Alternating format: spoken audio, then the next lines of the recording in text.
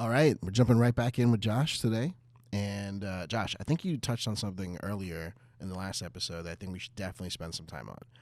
You said that there's a lot of misconceptions about what's going on in the supplement industry, right? And there's not enough people taking a stand to try and talk about these things so that people understand what really goes on.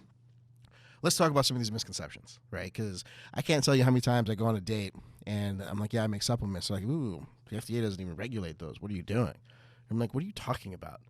Like, these people just don't have an understanding of what goes into making these products, right? I bet there's people at home that this is really hitting home for, right, when we talk about this. Because I know Mike, he can't even go to a soccer game without getting bad looks. So, I mean, what's some stuff that you've heard that doesn't make any sense? Well, I mean, for me, it's just, I mean, you know, I think all news is usually people want to hear bad news, right? If you turn on any news channel, I mean, it's all, there's no news channel that's doing really well that puts on good news all the time, right? So I think the mass public, when they hear about things happening in our industry, it's, oh, this ingredient got recalled, or this person, you know, died because they took this ingredient, or these, you know, stores were, you know, selling some specific ingredient that, you know, the FDA says is not a supplement. So they're always hearing negative stuff, but I think we're creating a lot of value in helping people live healthier lives with a lot of the products that we make. So, I mean, that's something that I wanted to share with people as we continue to do this podcast and stuff is, I mean, the emails, the DMs, the contact forms that come through some of our platforms are just, you know, whether it's somebody that's used our products to lose a lot of weight, or whether it's somebody that's changed their eating habits, or we're able to get away from certain allergies and fill gaps in their diet by taking some of the products we have. I mean, these things are all positives that you don't hear a lot of people talking about, and I think that's something that we could do better as an industry. I'm about to grab a bucket of popcorn. All right, Josh, you ready? What is some of the crazy stuff you've heard? You know, I'll take a different angle of this, more on the business side. And about 4 or 5 years ago, when I started to diversify my clients into more food and beverage and like personal care, beauty, you're in these boardrooms with these billion-dollar brands, and you start to get in a conversation maybe before the meeting, after the meeting, and they start to ask you a little bit of your like where you came from type of a situation. And there's always this, you know, kind of thing where I said, oh, you know, I cut my teeth in nutritional supplements, sports nutrition.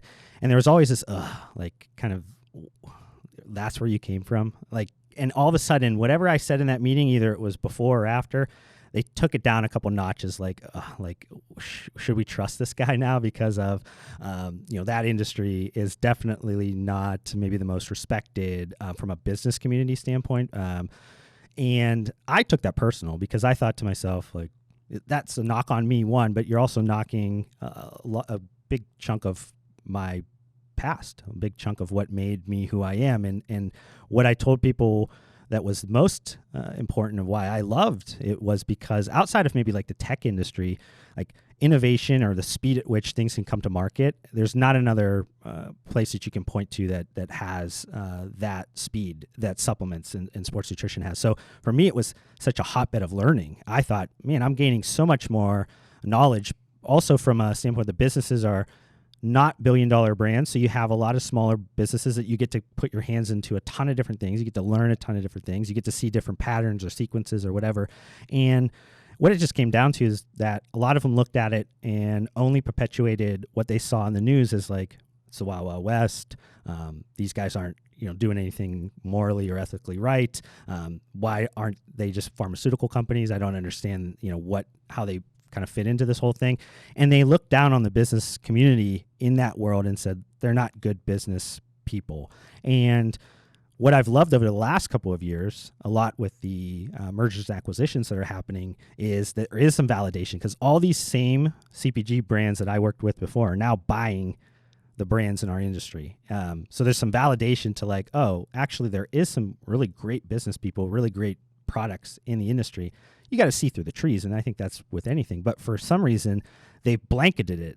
Everybody was bad, and I took it personal, and that was part of reason of my content was also like, I got to help everybody elevate their game, so when they do get an opportunity to talk to some of these like really big CEOs or C-suite people at CPG portfolios, they would have the acumen to be able to hold their own, so they would be looked at in a more positive way. So like a little bit different, but still similar. Like a lot of the news created this environment where people just unfortunately look down on the whole community as business people, not necessarily just on the efficacy or the safety of our products, but just from how many great business people are there. They just think it has to just be a bunch of gym rats and bros that are sitting around in stringers. I think that's what people think. They see the Arnold Classic or they see the Olympia, and that's most of the time the only experience they have with our industry. So they see all these girls in half dress, and they see a bunch of guys that look like human clouds, and they say, like that's what it's all about. That must be what the boardrooms look like. And it's not the case. If they would go to the Hyatt or they go to the Renaissance or something like that, then they would see there's some legit business people that are running these brands. It's a $45, $50 billion industry, but it doesn't get seen that way. My favorite misconception is if you drink this protein, you're going to instantly have muscles if you're a woman. You can't even imagine how many times I've seen comments on social media where we're like, oh, I don't want to take protein because I don't want to be big and bulky. But that's not how these products work. Yeah. Well, I think to what Josh was saying, right, I think a lot of industries that have a low barrier to entry have that kind of cloud that follows them around, because when you have such a low barrier to entry to get into an industry, you do have a lot of people jumping into that industry that don't have to have the sophistication to start a business. So unfortunately, some of those people, speak for all of us, right? And I think that's where people who are doing it right have some sophistication. Starting any business is very difficult. Growing any business is very difficult. And being able to document that process is something I wish I would have done differently, right? Going from zero to where we are now and documenting all the mistakes and being able to show people all the things we did to get it one step closer to right each time, right? And I think when you have an industry that is perceived as not sophisticated, the people who are learning, growing, and becoming more sophisticated need to be able to speak out and have a louder voice.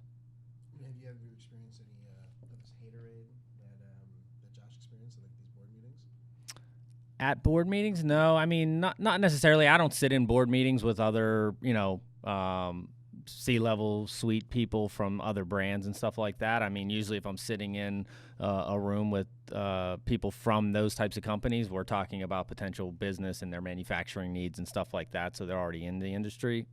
I personally haven't experienced a lot of the negativity, but that being said, I think, we have done a good job trying to tell a story. I think we come from a brand that this company started with, a brand that was kind of all natural and non-GMO. And so even from our very inception, it was like we had very, few ingredients, very clean ingredients. We weren't marketing to hardcore sports nutrition. So that probably helped me avoid some of the negativity that I didn't experience as much along the way.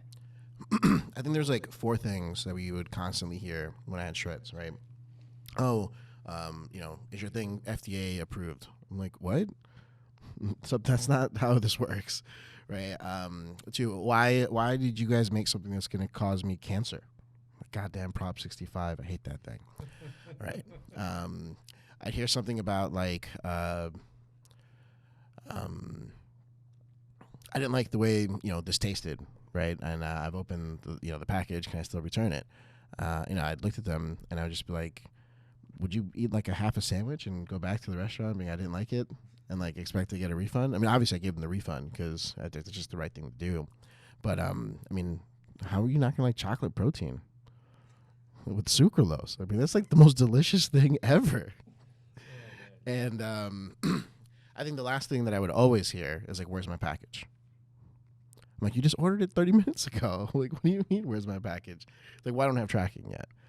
And see, from my perspective, I think consumers get the wrong idea about brands because brands don't explain what the customer experience should be, right? On Amazon, they'll have a little cartoon video of like a guy, with the box coming down like the pulley system. The guy picks it up, puts it on the truck drives down the street, then it goes to that house, right? You'll see that little Prime tape that's on the box. But Amazon explains what 2-day Prime shipping is. But I feel like most brands don't take the time to explain what their experience should be.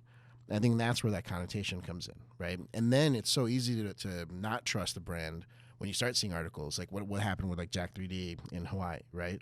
What happens with Muscle Farm when they get called out for spiking, amino spiking, right? All of a sudden, these things that people don't really understand at all, like it just all, it's like a girlfriend. You know, girlfriends never forget anything, right? They'll bring up some fight from like six years ago. Okay, these two men with girlfriends right now, not trying to get in trouble, but a girl will remember everything, right? I feel like the population is just remembering something that happened 5 years ago and really correlating it with your brand, but like you said in, I think, our last episode, by being able to find a way to create more content, more positive content, getting people who want to create more positive content. I think so many people are focused on that content that sells to the end consumer, and as opposed to creating content like Josh creates or like we create, and trying to tell a story of an industry kind of from the inside perspective or the business to business perspective. So if you go on Instagram, I mean, the consumers are only seeing what they're going to see, what these brands and people are trying to portray to the end consumer. And I think it's a lot different, that image versus the image that stuff we're talking about. Well, Josh, let me ask you, if there was one demographic that we should go after as like a coalition, like let's go change these people's minds, who do you think that would be? I guess I'd start at the most impressionable if we're going to do it. So it's like Generation Z, like and obviously the oldest ones, because the youngest ones are not at the age of taking supplements at this point. And to be clear, that means they were born in a time where there was always internet, right? Yeah, so there's always internet, and then just at this, I think the oldest one is just turning 21 at this point. So at this point, they are the most influential generation. Millennials were, and I think Generation Z is going to be more influential than them. So if you're able to get them to kind of tell the right story, they're going to be able to influence upwards to the other generations. So if you're able to attack them, I think, in the right way, and I think that a lot of brands are starting to be a little bit more thoughtful towards that, be that through like be purpose-driven marketing or being a purpose-driven brand. Also, maybe sustainable packaging or whatever it is. A lot of the kind of the hot items of Generation Z worrying about things that maybe are a little bit more outside of just themselves, more like altruistic. If you can get them to start telling the right story about the industry or just anything, I think it's going to help because they're able to influence up. But there needs to be like monumental changes probably before any effect of that can happen, because you still have the loudest brands out there sensationalizing their marketing through like ripped people or these claims of the product that sound so outlandish that you're like, how does this even happen? So it's going to take probably a lot of time before things start to change. But I think if I was going to attack a generation or a type of I would attack the ones that are most impressionable and ones that also have the most influence up. Okay, so I just need to backtrack this. So my understanding of what you just said is that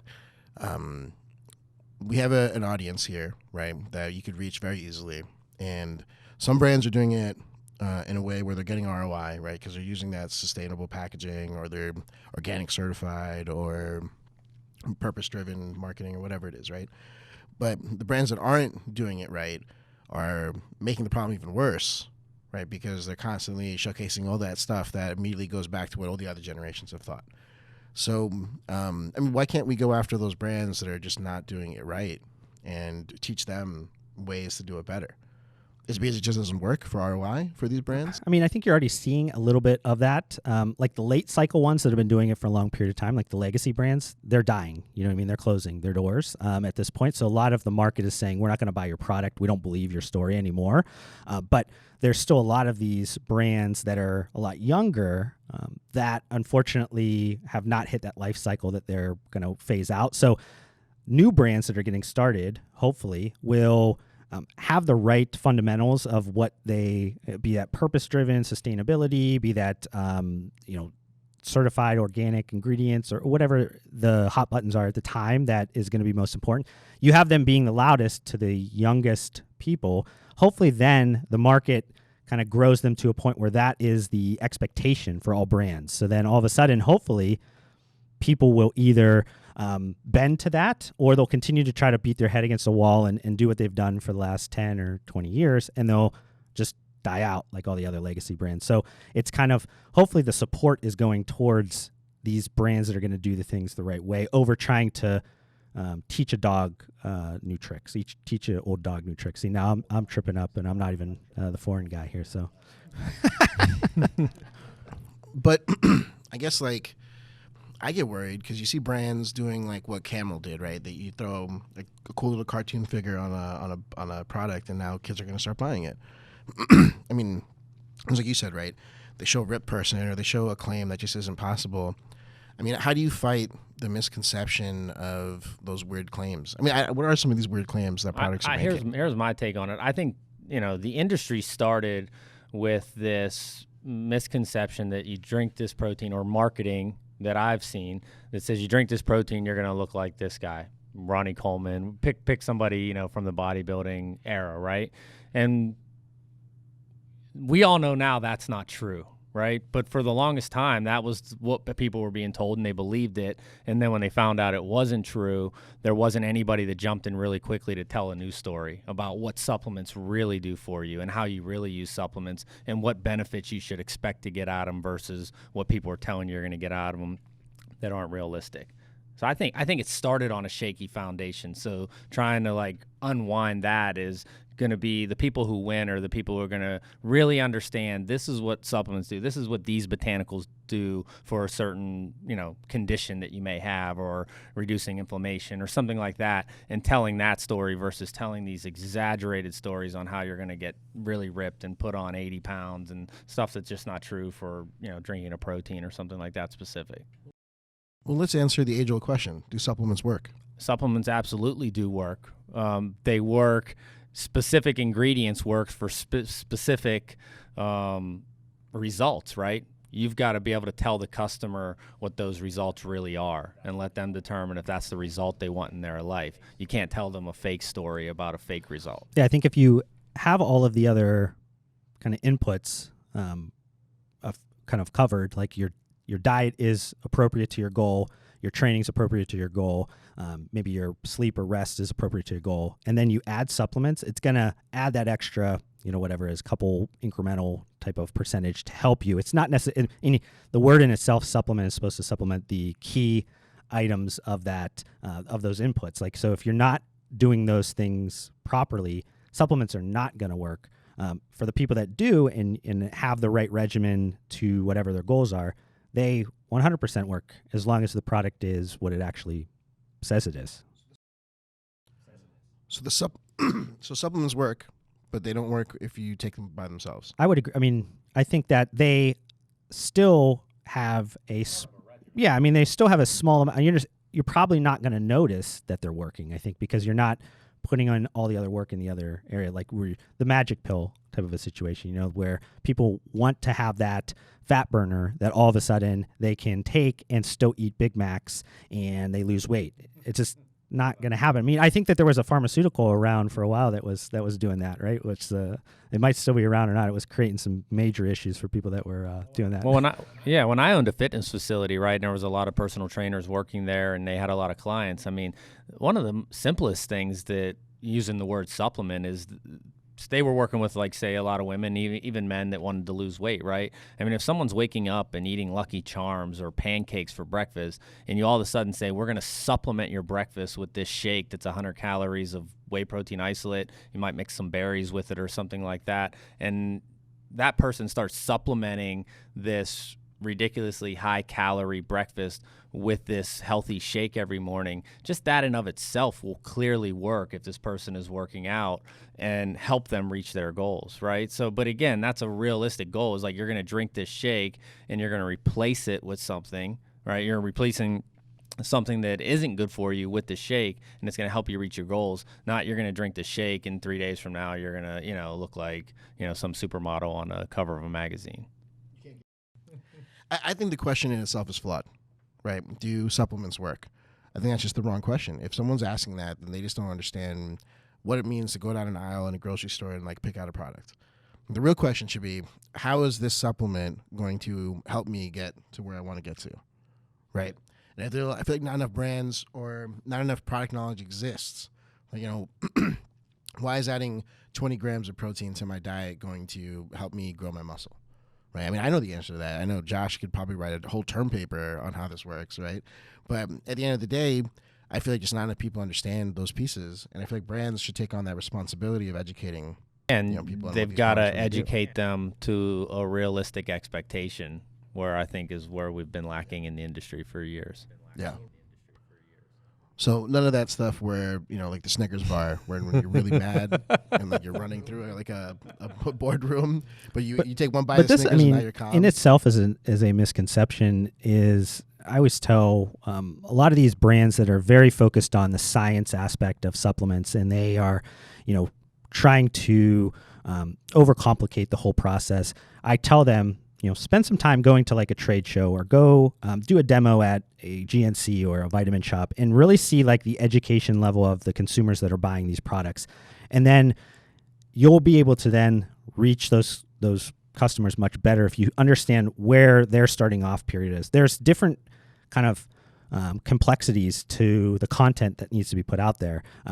Sally from Iowa, maybe that eats Big Macs every day, she doesn't need the advanced topics. She needs to understand how does she make small incremental changes to better her life that she can build on that foundation over time, where our industry unfortunately always goes to this like ultra crazy kind of content where like they're talking about the most advanced subject matter and it's over a lot of people's heads. They're not even to that point yet. They're not, they need to get to the fundamentals first, but the fundamentals are boring. The fundamentals now are buried. You think about training, you think about, diet, all these types of things. Everything is super like specialized, and everybody's trying to make a name with like their diets or their new Instagram workouts or whatever they're doing. But they could just be doing deadlifts, squats, bench press, some of the, type of fundamentals that we all learned, which was beat into us 20 years ago. Now that's buried in 20 years of the internet. That stuff's not out there anymore. So now all of a sudden people think they need to create these like crazy,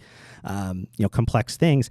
And that's getting back to the basics, I think, is something that brands, need to do, because the misconception in our industry is that the consumers are much farther along in their education of this topic. And they're not. If you, like I said, if you spend time at the ground level of where these mass mainstream consumers are at, you'll realize very quickly their education level in the subject of fitness, health, nutrition, supplements, whatever. And you'll start to rethink how you need to approach your marketing, your content, anything in terms of the way that you are trying to reach those consumers, especially if that's your target market. Now, if you're looking for the, super PhD, bodybuilder, whatever, the 0.0001% of the market, then cool, go after that. But that's usually not the case for most brands.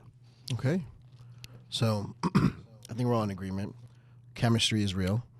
You put a Mentos into a Coke bottle, it's going to explode, right? So supplements work, right? But they just don't work by themselves. And people need to understand their expectations and figure out how, they're going to go on this fitness journey or this nutrition journey and really figure out what can help them get to that finish line. Yep. Josh, man, thank you so much for coming down for the podcast. I think these are 2 really great episodes for the people. Cool. Any last words? No, I just appreciate you guys asking me to come out here. It's been a long time coming. I think a few years we've been trying to get this to happen, and now all of a sudden that you guys are trying to compete with me on creating a bunch of content, I figure, hey, we gotta join forces now and start making this happen. Why do we have to take on this whole battle by ourselves? It's better to come together and do it.